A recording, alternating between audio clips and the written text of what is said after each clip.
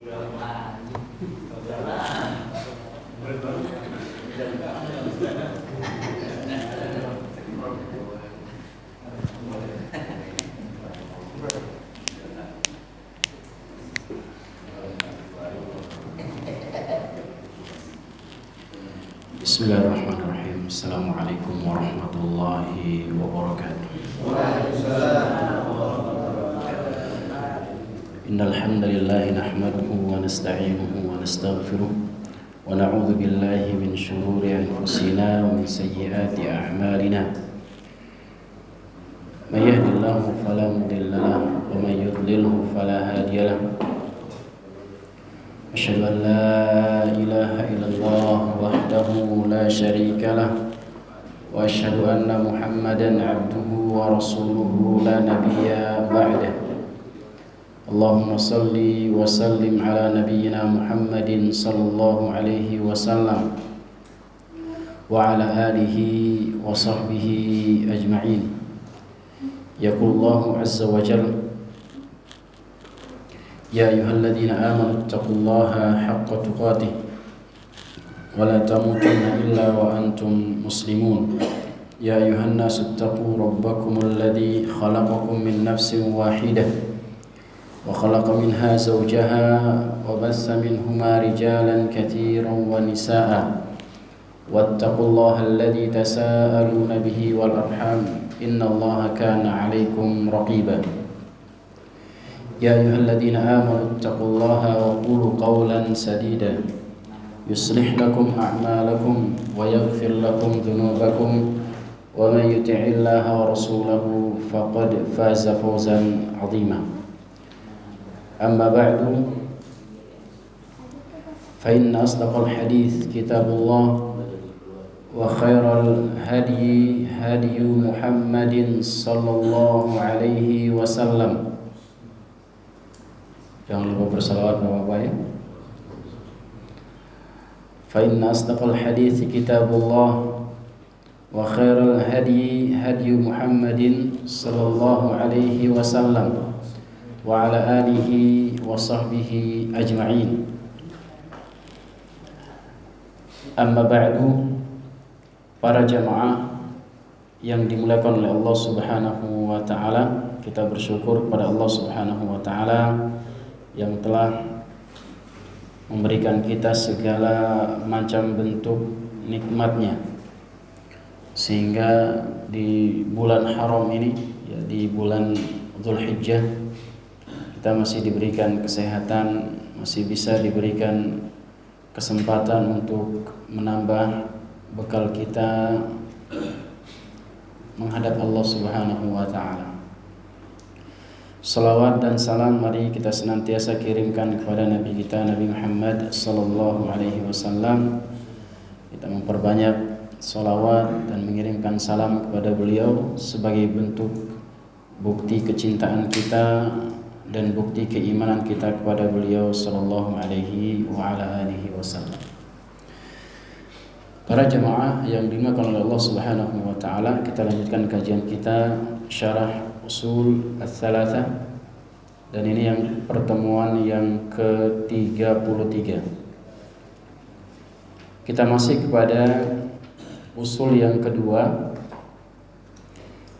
yaitu mengenal Allah Subhanahu wa taala, mengenal Allah atau mengenal Islam ya.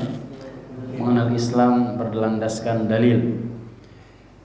Dan sekarang kita masuk kepada halaman yang ke-71 kalau sama kitabnya. Qala al-muallif rahimahullahu taala, berkata Syekh Muhammad bin Abdul Wahhab rahimahullahu taala, wa ma'naha la ma'buda bihaqqin illallah.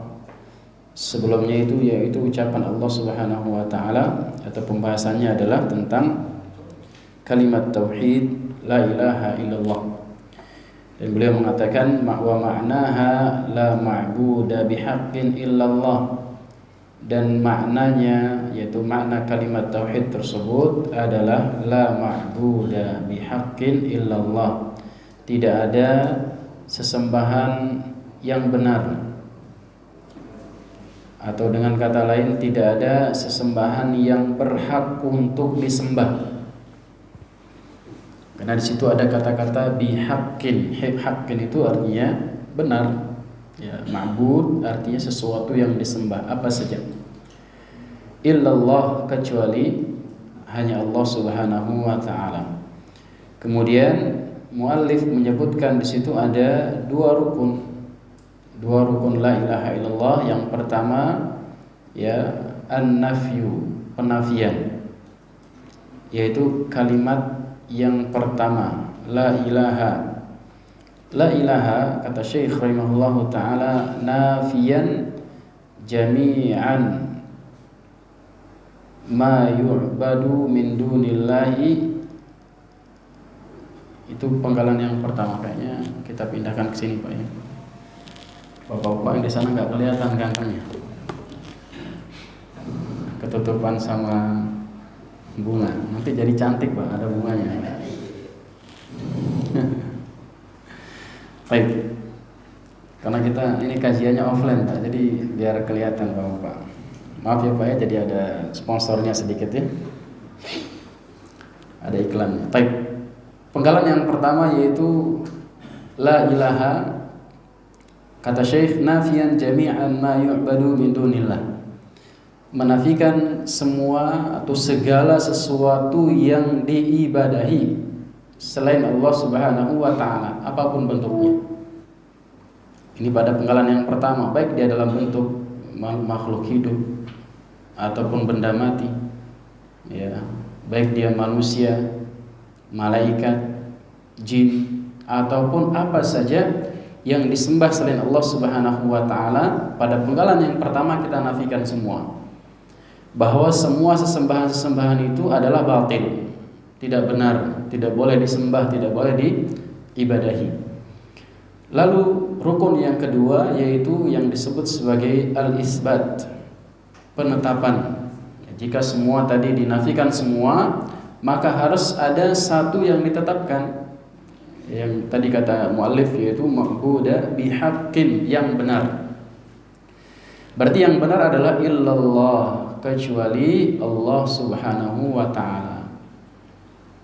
Musbatan al-ibadata lillahi wahdahu la syarika lahu fi ibadatihi, menetapkan ibadah hanya untuk Allah Subhanahu wa taala, yang artinya selain Allah Subhanahu wa taala sesembahan itu adalah batil, tidak benar, tidak boleh diberikan apapun bentuk ibadahnya, baik ibadah yang kecil ataupun ibadah yang besar.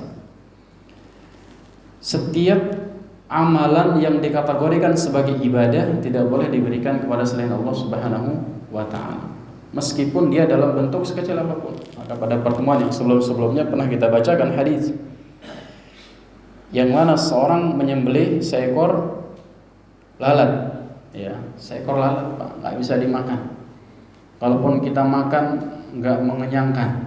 Tapi manakala dia disembelih, yang sembelihan itu merupakan sebuah ibadah, manakala dia disembelih karena selain Allah, maka dia bisa menjadi sebab seorang masuk ke dalam neraka. La syarika lahu fi ibadatihi, tidak ada sesembahan yang berhak diibadahi atau tidak ada sekutu bagi Allah Subhanahu wa taala di dalam ibadah kepadanya. Dan kebanyakan terjadi kesyirikan itu adalah pada poin yang ini, pada poin ibadah.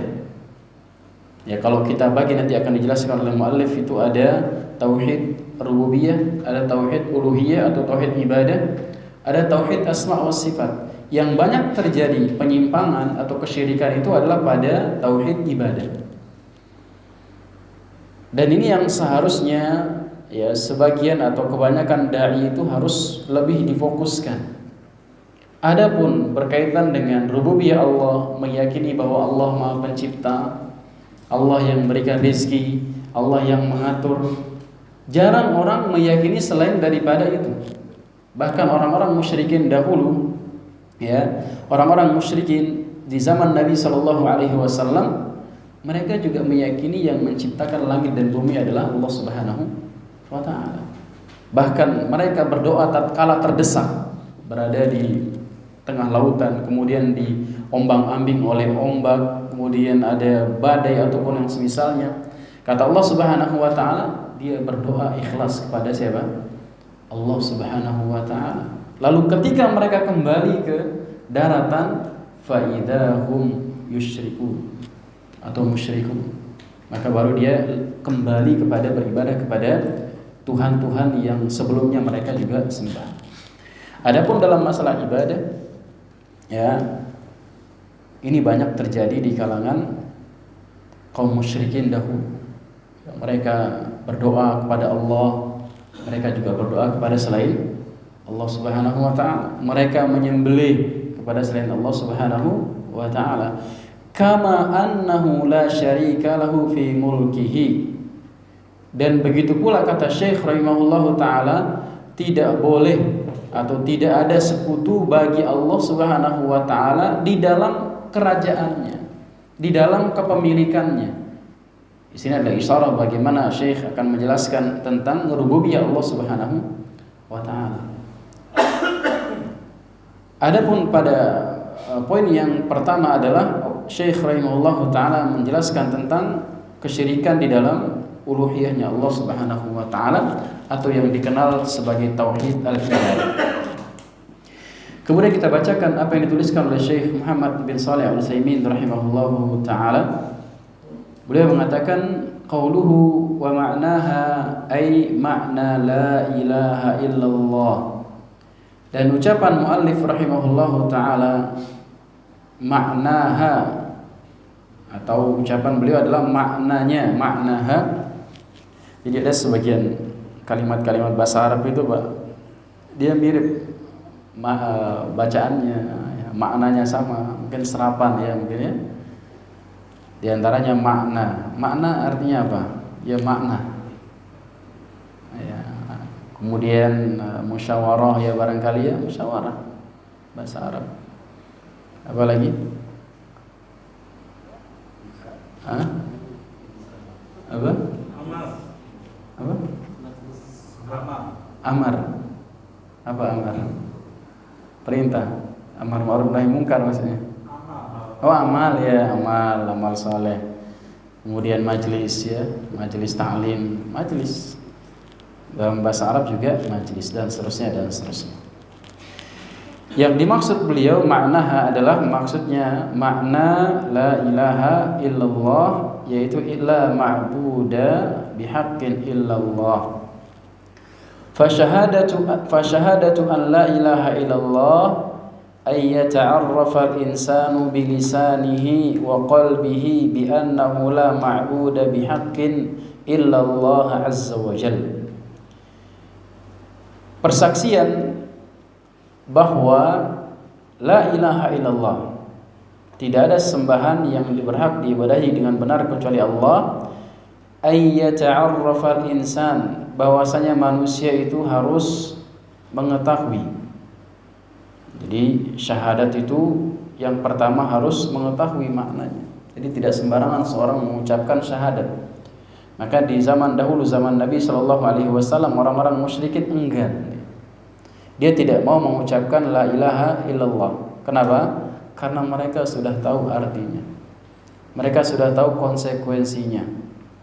Bila mereka sekali saja mengucapkan la ilaha illallah, artinya apa? Sesembahan yang ada di rumahnya, patung-patung yang ada di sekitaran Makkah enggak boleh disembah. Makanya harus pertama kali harus mengetahui maknanya. Itu kata Syekh bilisanihi, dengan lisannya harus diucapkan. Ketika seorang sudah mengetahui ya makna atau konsekuensi dari la ilaha illallah, dia harus diucapkan. Wa qalbihi, harus meyakini dengan hatinya. Enggak cukup dengan lisan, pun enggak cukup dengan hati. Kalau lisannya mengucapkan la ilaha illallah, akan tapi hatinya tidak meyakini ucapan tersebut, ini yang namanya munafik. Ya, sebagaimana orang-orang munafik dahulu, ya, dia mengucapkan la ilaha illallah, bahkan dia sholat di belakang Nabi SAW, akan tetapi mereka benci kepada Nabi, benci kepada umat Islam. Kalau sebaliknya hatinya percaya, namun lisannya tidak mengucapkan la ilaha illallah, ini sama saja bukan orang Islam, Pak. Ya, sebagaimana dahulu ya sebagian orang-orang kafir Quraisy meyakini, tahu bahwa la ilaha illallah. Ya, bahkan di antara paman beliau sallallahu alaihi wasallam, Abu Talib, dia percaya bahwa la ilaha illallah. Bahkan terdepan membela Nabi sallallahu alaihi wasallam semasa hidupnya. Akan tapi manakala tidak mengucapkan dengan lisannya, ya, maka dia termasuk orang-orang yang merugi. Bahkan Nabi sallallahu alaihi wasallam pada awal wafatnya Abu Talib meminta ampunan kepada siapa? Abu Talib. Akan tapi ditegur oleh Allah Subhanahu wa taala bahwa Abu Talib tidak mengucapkan la ilaha illallah.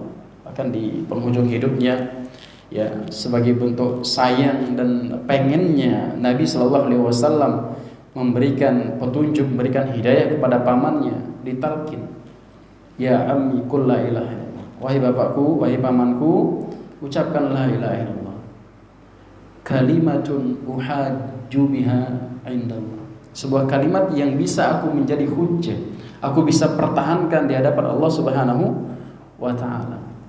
Sebut kalimat la ilaha illallah saja wahai pamanku, nanti aku bisa apa? Bisa membelamu di hadapan Allah Subhanahu wa taala. Namun ya, yang namanya teman yang buruk di sampingnya juga ada Abu Jahal. Ada Abu Lahab di situ. Ya, apa katanya? Cuma satu kata saja. Atarghabu an millati Abi Thalib? Apakah engkau benci kepada agama nenek moyangmu wahai Abu Thalib? Cuma itu saja. Kemudian ditalkin lagi, ya ammi qul la ilaha illallah, wahai pamanku, ucapkan la ilaha illallah. Kemudian ditanggapi lagi, apakah engkau benci kepada agama nenek moyangmu? Kemudian dia tidak mengucapkan la ilaha illallah, dan Nabi sallallahu alaihi wasallam mengabarkan diberikan keringanan. Ya. Jadi masuk neraka pun ada keringanannya, Pak. Ada yang mau apa, Pak? Nah, diberikan keringanan, rukhsah. Ya. Kenapa, Pak? Ada yang mau enggak? Jadi disebut kalau Nabi sallallahu alaihi wasallam azab kepada Abu Talib itu diberikan alas kaki, Pak. Ya. Diberikan, kalau bahasanya diberikan sendal atau sepatu, Pak. Tapi dari neraka, yang kepalanya mendidih kalau dipakai, Pak. Itu yang paling ringan. Lalu bagaimana yang lebih berat daripada itu? Ya, tentunya kita tidak bisa membayangkannya. Dan ini harus diucapkan dengan lisan dan harus dipercayai dengan hati. Adapun kita sebagai orang yang menghukumi, maka kita hukumi dengan yang zahir. Bila seorang sudah mengucapkan la ilaha illallah, maka pada zahirnya dia muslim. Pada zahirnya dia sama seperti kita semuanya. Adapun masalah hatinya kita kembalikan kepada Allah Subhanahu wa taala. Kita tidak ada urusan hati. Kita tidak bisa menilai hati, kita hanya bisa menilai zahir. Misalkan dia sudah mengucapkan la ilaha illallah kemudian dia mati, maka kita tetap memperlakukan sebagaimana seorang muslim yang meninggal dunia, disolatkan, dimandikan, disolatkan dan dikuburkan. Kemudian lianna ilah bimakna ma'luh, karena kata ilah di dalam kalimat ucapan la ilah maknanya adalah ma'luh, yaitu sesuatu yang disembah, atau dalam kata lain ma'bud, itu juga artinya sesuatu yang disembah. Dan di sini disebutkan ya secara ringkas oleh Syekh rahimahullah taala sebagaimana kita jelaskan tadi, yaitu jumlah la ilaha illallah mustamilatun ala nafyin wa itsbat. Kalimat la ilaha illallah itu terkandung dua rukun. Maka kalau kita ditanya oleh anak-anak kita ataupun yang lainnya apa rukun la ilaha illallah, maka rukunnya ada dua, ada nafi dan ada itsbat. Nafi maksudnya apa? Menafikan seluruh sesembahan selain Allah Subhanahu wa taala. Itsbat menetapkan hanya satu yang berhak disembah, yaitu Allah Subhanahu wa taala. Amma nafi fahuwa la ilah wa amma al-itsbat fahuwa illallah. Adapun nafi yaitu la ilah, kalimat yang pertama la ilaha itu adalah nafi, tidak ada sesembahan ma'bud atau ma'luh. Wal itsbat fahuwa illallah, yaitu illallah, kecuali Allah Subhanahu wa taala. Wa Allah, yaitu kalimat Allah, lafzul jalalati badalun min khabari la al-mahdzub wa taqdir la ilaha haqqun illallah. Jadi nanti kalau belajar bahasa Arab nanti rinciannya seperti itu, Pak ya. Jadi lafaz Allah itu adalah badal. Ya, badal artinya pengganti. Pengganti dari apa? Pengganti dari khobar la. Jadi la itu ada khobarnya. Ya. Nanti ada namanya mubtada, ada khobar, ada isim, ada khobar dan seterusnya. Intinya dia adalah badal dari khobar yang mahdzub, yang dibuang. Takdirnya apa? Takdirnya haqqun. Itu ada kalimat haqqun. Kalau tadi muallif mengatakan bihaqqin, itu hanya perbedaan antara huruf ba dan tidak ada huruf ba saja. Maka kalau tidak ada huruf ba-nya maka haqqun bacaan. Intinya dia adalah lafzul jalalah adalah badal dari khobar yang dibuang dari khobar la tersebut. Kemudian wa bi taqdirina al khabar bi hadhihi al kalimah haq, dan kalau kita takdirkan khobar dengan kalimat haqqun yatabayyanul jawabu 'alal iskal at-tali. Ini untuk menunjukkan jawaban dari permasalahan berikut. Wa huwa kaifa yuqalu la ilaha illallah, yaitu bagaimana dikatakan la ilaha illallah ma'a anna hunaka alihatun tu'badu min dunillahi wa qad sammaha Allah taala alihatun, yaitu untuk menjawab iskal. Jadi kalau tidak ditakdirkan ada kata haqqun di situ, maka kata-kata la ilaha illallah itu kurang sempurna. Kenapa? Karena kan kita sering dulu waktu kita sekolah ya TK, SD, kita artikan la ilaha illallah artinya apa? Tidak ada Tuhan selain Allah. Kata Syekh di sini ini tuh menjawab iskal bahwa kenyataannya di sana banyak sesembahan tu'badu min dunillah, yang disembah selain Allah Subhanahu wa taala. Maka sesuatu yang disembah selain Allah Subhanahu wa taala namanya adalah Tuhan. Ya. Wa qad sammaha Allahu alihah. Allah Subhanahu wa taala juga menyebutkan Tuhan-Tuhan yang disembah itu atau sesuatu yang disembah itu sebagai Tuhan. Wa sammaha abiduha alihah. Dan juga dinamakan sesembahannya itu ada juga sebagai apa? Sebagai alihah. Siapa saja. Jadi ada yang menyembah dahulu patung, ada Lata, Uzza, Manat, disebut oleh Allah Subhanahu wa taala sebagai apa? Tuhan. Maka kalau kita tidak mentakdirkan di situ ada kata hak, maka seolah-olah semua sesembahan itu apa? Sama-sama atau dianggap sebagai Tuhan yang boleh-boleh saja. Karena artinya apa? La ilaha illallah, tidak ada Tuhan selain Allah. Seolah-olah maknanya Tuhan itu adalah apa? Benar. Karena tidak ada di situ yang mentakyidnya menjadi benar atau salah. Maka di situ kita harus mentakdirkan. Ya, dijelaskan oleh para ulama ada takdir di situ kata haqqun atau bihaqqin. Sebagaimana firman Allah Subhanahu wa taala di situ disebutkan di dalam surah Hud ayat yang ke-110. Kata Allah Subhanahu wa taala, "Fama aghnat 'anhum alihatuhum allati yad'una min dunillahi min syai'in lamma jaa'a amru rabbik." Maka tidak ada yang bisa bisa menolongnya. Ya, berupa siapa? Alihatuhum, sesembahan mereka. Allah Subhanahu wa taala di sini ya menyebutkan sesembahan-sesembahan yang disembah oleh orang-orang musyrikin sebagai Tuhan-Tuhan mereka, allati yad'una min dunillah, yang Tuhan-Tuhan itu mereka seru selain Allah Subhanahu wa taala. Allah menyebutkan sesembahan-sembahan selain Allah Subhanahu wa taala sebagai Tuhan. Maka ya yang benar ucapan kita kalau kita memaknai la ilaha illallah artinya apa? La ma'buda bihaqqin illallah, atau la ma'buda haqqun illallah. Tidak ada sesembahan yang berhak untuk diibadahi dengan benar kecuali Allah Subhanahu wa taala. Wa kaifa yumkin an nusbatal alihata li ghairillahi azza wa jalla, dan bagaimana mungkin bisa ditetapkan ada atau al-uluhiyah, ada sifat sesembahan li ghairillah kepada selain Allah Subhanahu wa taala.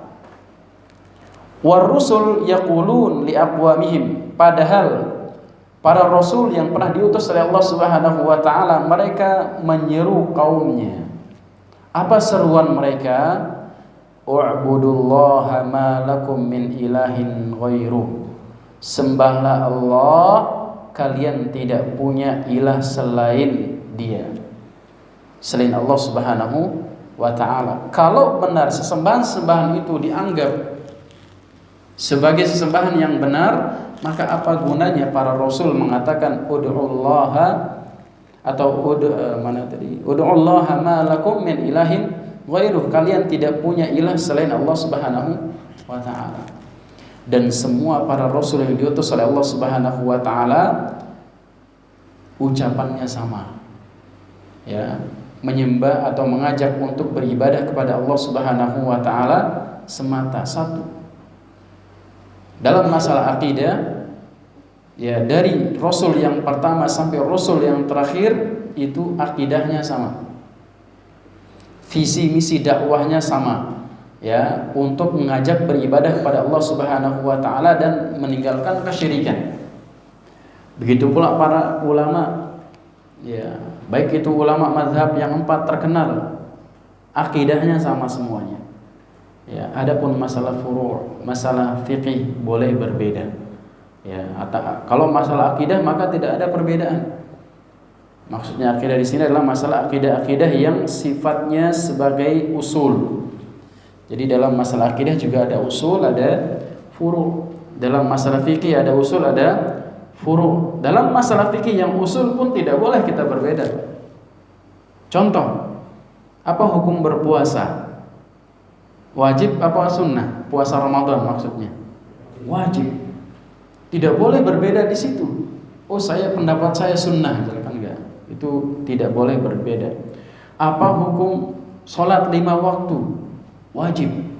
Itu masalah fikih, tapi tidak boleh berbeda dalam masalah fikih tersebut. Adapun tata caranya, ya, kaifiyahnya secara detail, maka di situ ada perbedaan. Ada yang i'tidalnya setelah i'tidal sami Allahu liman hamidah, ada yang naruh di sini. Ada yang sami Allahu liman hamidah, ada yang naruh di sini. Allahu akbar saja, ada yang di sini, ada yang di bawah pusat, ada yang begini. Ya, tapi itu masalah apa? Masalah fikih furu'nya, tafsilnya. Ya, ada yang turun tangannya dulu, ya, sujud, ada yang kakinya, lututnya dulu. Itu dalam masalah apa? Furu' fikih. Dalam masalah akidah bagaimana? Ada sebagian akidah itu terdapat juga perbedaan. Contohnya dijelaskan oleh para ulama, apakah surga yang akan kita insya Allah nanti masuk surga, ya, apabila apakah surga yang akan kita tempati nanti sama seperti surga yang dulu ditempati oleh Adam dan Hawa atau berbeda? Itu ranahnya apa? Akidah apa fikih? Akidah. Tapi ada perbedaan. Ada ulama mengatakan sama, ada yang mengatakan berbeda. Kalau yang berbeda dalilnya apa? Dalilnya adalah sabda Nabi sallallahu alaihi wasallam, "Mala ainun ra'at wala udhunun sami'at wala khatar ala qalbil bashar." Surga itu enggak pernah dilihat oleh mata, enggak pernah didengar oleh telinga dan seterusnya. Itu masalah apa? Masalah akidah Di dalam masalah furu' maka ada yang boleh, di situ ada terjadi perbedaan. Baik, kemudian dari dalam surah Al-A'raf ayat yang ke-59. Wal jawabu ala hadzal iskal yatabayyanu bi taqdiril khabar fi la ilaha illallah. Dan jawab dari permasalahan yang tadi, yang permasalahan tentang bahwasanya Allah Subhanahu wa taala menyebutkan sesembahan-sesembahan selain Allah sebagai Tuhan,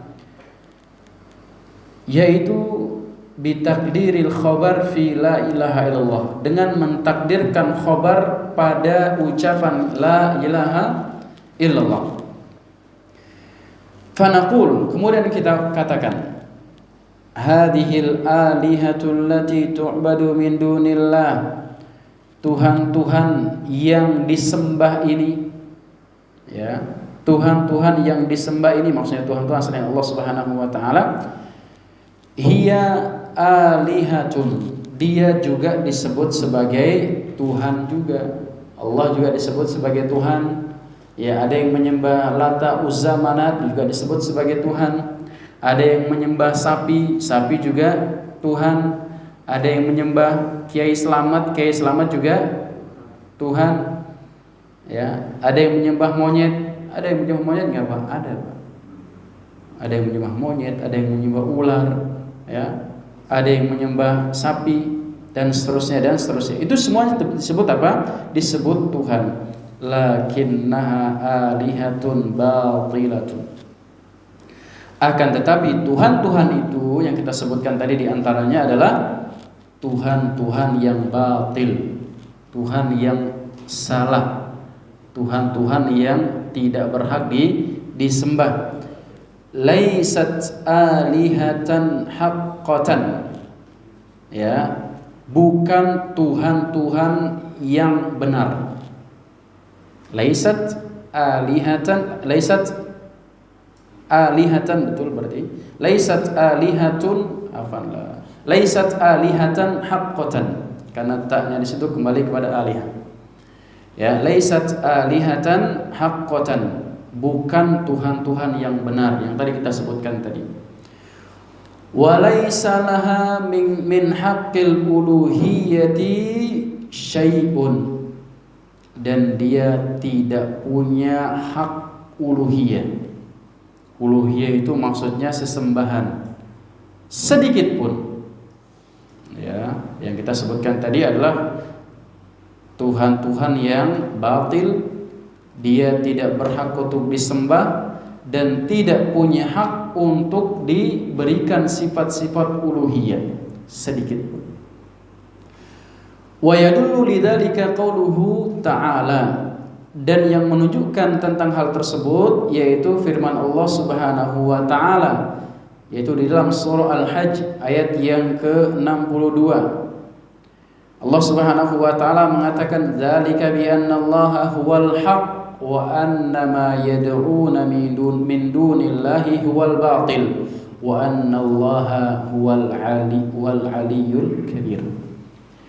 Yang demikian itu bahwasanya Allah Subhanahu wa taala adalah benar, satu-satunya benar yaitu Allah Subhanahu wa taala, wa annama yad'una min dunillahi huwal batil, bahwasanya yang disembah, yang diseru selain Allah Subhanahu wa taala huwal batil, dia adalah Tuhan-Tuhan yang batil apapun alasannya, ya, meskipun katanya bisa begini, bisa begitu, meskipun katanya dulu ini keturunan itu, dan seterusnya dan seterusnya. Wa annallaha huwal aliyyul kabir, dan bahwasanya Allah Subhanahu wa taala dialah yang maha tinggi dan maha besar. Surah Al-Hajj ayat 62. Semoga Allah Subhanahu wa taala, yang kita doakan saudara-saudara kita yang sedang melaksanakan ibadah haji, ya, semoga dimudahkan dan diberikan haji yang mabrur. Dan semoga kita juga, ya, tahun depan dan bahkan tahun ini, ya, kalau bisa kita dipanggil oleh Allah Subhanahu wa taala. Tidak ada yang mustahil, Pak, ya. Kemudian kata Allah Subhanahu wa taala, Wa yadullu lidzalika aidan qauluhu ta'ala. Kemudian menunjukkan hal tersebut yaitu firman Allah Subhanahu wa taala di dalam surah An-Najm ayat yang ke-19 sampai ayat yang ke-23. Allah Subhanahu wa taala mengatakan afara'aytumul lata wal uzza wa manata tsalitsatal ukhra. Tidakkah engkau melihat Al-Lat, Al-Uzza dan Manat? Lat, Uzza dan Manat ini adalah nama berhala-berhala orang-orang kafir Quraisy. Ya, berhala-berhala yang paling utama, meskipun banyak berhala. Ya, kan tapi yang paling besar, yang paling utama, yang paling diagungkan adalah 3 berhala tersebut. Alakumudz dzakaru wa lahul untha tilka idan qismatun dhiza. Kata Allah Subhanahu wa taala, apakah bagi kalian laki-laki dan bagi Allah sifat perempuan, atau bagi Tuhan itu ada sifat apa? Sifat perempuan. Jadi dia namakan Tuhan-Tuhan mereka itu sifatnya adalah sifat perempuan, Lat, nama perempuan. Kemudian Al-Uzza wa Manat itu adalah nama apa? Nama-nama perempuan. Padahal dahulu ya mereka enggak suka yang namanya apa? Perempuan.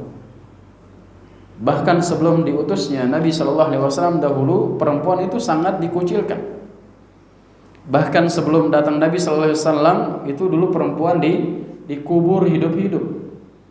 Ya, kalau ada perempuan sedang haid dijauhkan sejauh-jauhnya sebelum datangnya Nabi Shallallahu Alaihi Wasallam. Akan tapi ketika datang Nabi Shallallahu Alaihi Wasallam, wanita itu dimuliakan, ditaruh di posisi yang sangat mulia. Kalau dahulu dikucilkan, sekarang hanya dilarang satu saja, dilarang menggauli saja. Adapun tinggal boleh, masih dimasakin ataupun yang semisalnya dan seterusnya dan seterusnya. In hiya illa asma'un sammaitumuha antum wa aba'ukum. Nama-nama itu adalah nama-nama yang kalian beri nama saja, baik itu kalian ataupun bapak-bapak moyang kalian yang kasih nama. Lat, Manat, Lat, Al-Uzza dan Manat. Ma anzalallahu biha min sultan. Tidak pernah diturunkan oleh Allah Subhanahu wa taala. Ya, tidak pernah diajarkan oleh Allah Subhanahu wa taala, tidak pernah diturunkan nama-nama tersebut. Iyattabi'una illa adh-dhann wa ma tahwal anfus. Mereka itu hanya mengikuti dhann, persangkaan saja, dan apa-apa yang disampaikan oleh hawa nafsu mereka. Wa laqad ja'ahum min rabbihimul huda. Dan telah datang petunjuk dari Allah Subhanahu wa taala.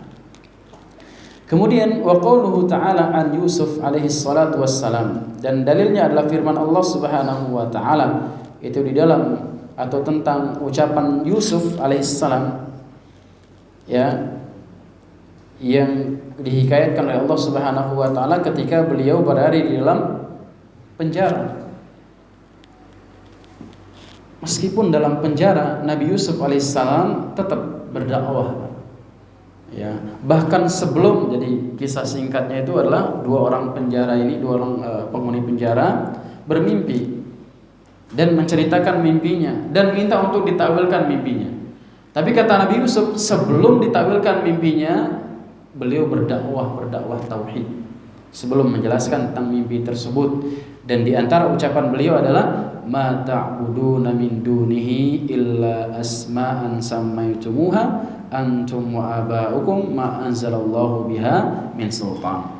Tidaklah yang kalian sembah itu kecuali nama-nama yang kalian namai ataupun bapak moyang kalian namai, yang tidak pernah diturunkan oleh Allah Subhanahu wa taala sultan, petunjuk ataupun dalil tentang ucapan-ucapan nama-nama tersebut. Idan, kalau begitu, fa makna la ilaha illallah, ya makna la ilaha illallah, la ma'buda haqqun illallah azza wa jalla. Maknanya adalah tidak ada sesembahan yang berhak untuk diibadahi dengan benar kecuali Allah Subhanahu wa taala. Fa ammal ma'budat, siwallah fa inna uluhiyataha allati yaz'amuha abiduha laysat haqiqatan ay uluhiyatan batilatan. Adapun sesembahan-sesembahan semuanya ya selain Allah Subhanahu wa taala, maka sesungguhnya dia adalah sesembahan-sesembahan yang dianggap oleh yang menyembahnya itu laisat haqiqatan, bukan sesembahan yang sebenarnya. Ai uluhiyatan batilah, sesembahan-sesembahan yang batil.